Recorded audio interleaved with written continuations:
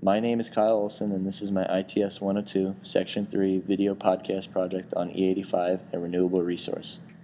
I would like to first start off with the question, what is E85? E85 is a relatively new fuel that is composed of 15% gasoline and 85% ethanol. Ethanol is a natural alcohol that is derived most commonly from corn. Some people may ask, what is the difference between the ethanol that is in my gasoline now and the ethanol in E85? The difference is the quantity. The majority of E85 is ethanol, while gasoline is the opposite. So why do we need E85? Gasoline has multiple negative effects, one of the most important being its impact on the environment. When gasoline is burnt, it creates carbon monoxide, nitrogen oxides, as well as unburned hydrocarbons. All of these emissions have harmful effects on the air we breathe, as well as on the ozone layer that protects us from the sun.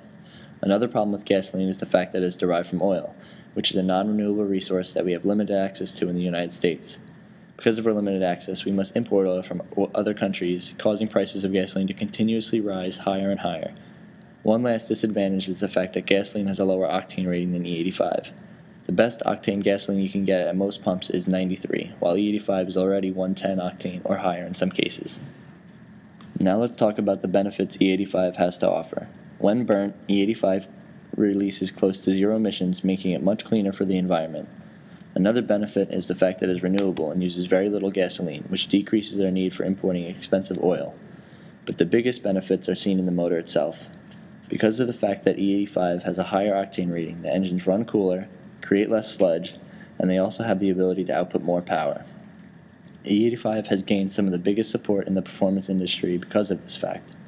The only option for higher octane gas used to be racing fuel, which varies in octane rating from about 100 to 108 and can cost as much as $8 a gallon.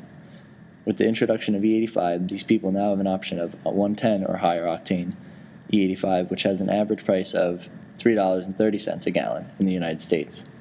Like everything else, E85 has also some disadvantages, which are the fact that it is still not fully developed, and because of this, gas mileage when using E85 can drop around 20%.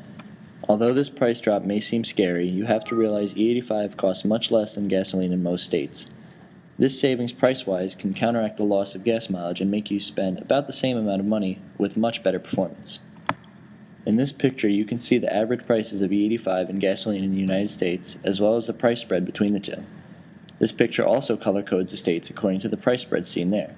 Some states in the Midwest are seeing price spreads of greater than 15%, which can mean a difference of almost 80 cents a gallon. In this picture, you will also notice that some states do not have any prices recorded. This could either mean there is no E85 in that state, or the prices have not been seen yet. In this next picture, it shows national prices of gasoline and E85 plotted together. As you can see, the price of E85 has never surpassed that of gasoline, and has actually followed closely along with the rise and fall of gasoline prices, but has always maintained a relatively lower price. Another popular question is, where is this used today? And the answer is in flex fuel vehicles. The vehicles are designed to take either E85 or regular gasoline, and there is a fuel sensor that automatically recognizes what type of fuel is in the car, and tunes the car accordingly. Ford and GMC were the first to really kick off this new trend, but as of today, almost all major car companies have these flex fuel vehicles available. While E85 now offers many benefits, I feel that it can be improved even more. One major improvement is to raise awareness of this new fuel.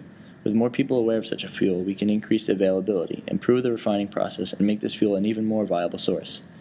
Once E85 is available in more areas, car companies may also be able to create cars that run solely on E85 and optimize them for greater performance.